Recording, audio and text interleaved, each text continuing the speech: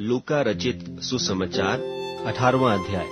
फिर उसने इसके विषय में कि नित्य प्रार्थना करना और हियाव न छोड़ना चाहिए, उनसे यह दृष्टांत कहा कि किसी नगर में एक न्यायी रहता था, जो न परमेश्वर से डरता था और न किसी मनुष्य की परवाह करता था।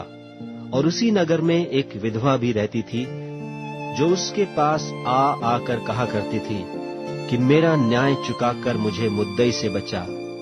उसने कितने समय तक तो न माना, परंतु अंत में मन में विचार कर कहा, यद्यपि मैं न परमेश्वर से डरता और न मनुष्यों की कुछ परवाह करता हूँ, तो भी यह विधवा मुझे सताती रहती है, इसलिए मैं उसका न्याय चुकाऊंगा।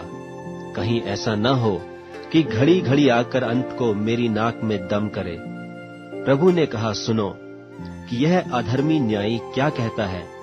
सो क्या परमेश्वर अपने चुने हुओं का न्याय न चुकाएगा, जो रात दिन उसकी दुहाई देते रहते, और क्या वह उनके विषय में देर करेगा? मैं तुमसे कहता हूँ, वह तुरंत उनका न्याय चुकाएगा।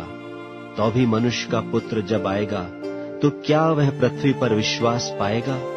और उसने कितनों से, जो अपने ऊपर भरोसा रखते थे कि हम धर्मी हैं और औरों को तुच्छ जानते थे, यह दृष्टांत कहा कि दो मनुष्य मंदिर में प्रार्थना करने के लिए गए। एक फरीसी था और दूसरा चुंगी लेने वाला। फरीसी खड़ा होकर अपने मन में यूं प्रार्थना करने लगा कि हे परमेश्वर, मैं तेरा धन्यवाद करता हूँ कि मैं और मनुष्यों की नाई अंधेर करने वाला, अन्यायी और व्यभिचारी नहीं, और न इस चुंगी लेने वाले के समान हूँ। मैं सप्ताह में 2 बार उपवास करता हूँ। मैं अपनी सब कमाई का 10वां अंश भी देता हूँ। परंतु चुंगी लेने वाले ने दूर खड़े होकर स्वर्ग की ओर आंखें उठाना भी न चाहा, वरन अपनी छाती पीट पीट कर कहा, हे परमेश्वर, मुझ पापी पर दया कर। मैं तुमसे कहता हूँ कि वह दूसरा नहीं, परंतु यही मनुष्य धर्मी ठहराया जाकर अपने घर गया। क्योंकि जो कोई अपने आप को बड़ा बनाएगा, वह छोटा किया जाएगा, और जो अपने आप को छोटा बनाएगा, वह बड़ा किया जाएगा। फिर लोग अपने बच्चों को भी उसके पास लाने लगे कि वह उन पर हाथ रखे, और चेलों ने देखकर उन्हें डांटा।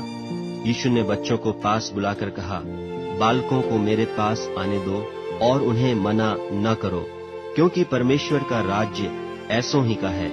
मैं तुमसे सच कहता हूँ कि जो कोई परमेश्वर के राज्य को बालक की नाई ग्रहण न करेगा, वह उसमें कभी प्रवेश करने न पाएगा। किसी सरदार ने उससे पूछा, हे उत्तम गुरु, अनंत जीवन का अधिकारी होने के लिए मैं क्या करूं? यीशु ने उससे कहा, तू मुझे उत्तम क्यों कहता है? कोई उत्तम नहीं, केवल एक, अर्थात परमेश्वर। तू आज्ञाओं को तो जानता है कि व्यभिचार न करना, हत्या न करना और चोरी न करना, झूठी गवाही न देना, और अपने पिता और अपनी माता का आदर करना। उसने कहा, मैं तो इन सब को लड़कपन ही से मानता आया हूँ।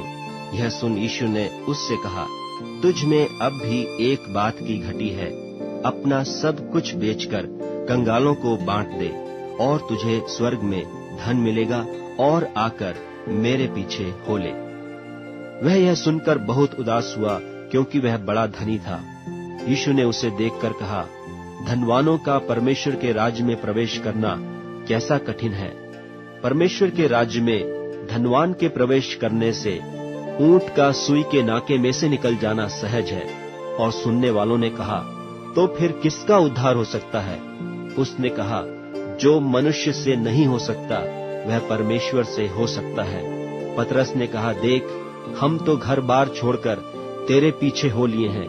उसने उनसे कहा, मैं तुमसे सच कहता हूँ कि ऐसा कोई नहीं जिसने परमेश्वर के राज्य के लिए घर या पत्नी या भाइयों या माता पिता या लड़के बालों को छोड़ दिया हो, और इस समय कई गुना अधिक न पाए, और परलोक में अनंत जीवन। फिर उसने 12 को साथ लेकर उनसे कहा, देखो, हम यरूशलेम को जाते हैं, और जितनी बातें मनुष्य के पुत्र के लिए भविष्यवक्ताओं के द्वारा लिखी गई हैं, वे सब पूरी होंगी। क्योंकि वह अन्य जातियों के हाथ में सौंपा जाएगा, और वे उसे ठट्ठों में उड़ाएंगे और उसका अपमान करेंगे और उस पर थूकेंगे, और उसे कोड़े मारेंगे और घात करेंगे, और वह तीसरे दिन जी उठेगा। और उन्होंने इन बातों में से कोई बात न समझी, और यह बात उनसे छिपी रही, और जो कहा गया था वह उनकी समझ में न आया। जब वह यरीहो के निकट पहुंचा तो एक अंधा सड़क के किनारे बैठा हुआ भीख मांग रहा था, और वह भीड़ के चलने की आहट सुनकर पूछने लगा, यह क्या हो रहा है? उन्होंने उसको बताया कि यीशु नासरी जा रहा है। तब उसने पुकार के कहा, हे यीशु, दाऊद की संतान, मुझ पर दया कर। जो आगे जाते थे वे उसे डांटने लगे कि चुप रहे, परंतु वह और भी चिल्लाने लगा कि हे दाऊद की संतान, मुझ पर दया कर। तब यीशु ने खड़े होकर आज्ञा दी कि उसे मेरे पास लाओ। और जब वह निकट आया तो उसने उससे यह पूछा, तू क्या चाहता है कि मैं तेरे लिए करूं? उसने कहा, हे प्रभु, यह कि मैं देखने लगूं। यीशु ने उससे कहा, देखने लग, तेरे विश्वास ने तुझे अच्छा कर दिया है। और वह तुरंत देखने लगा और परमेश्वर की बड़ाई करता हुआ उसके पीछे हो लिया। और सब लोगों ने देखकर परमेश्वर की स्तुति की।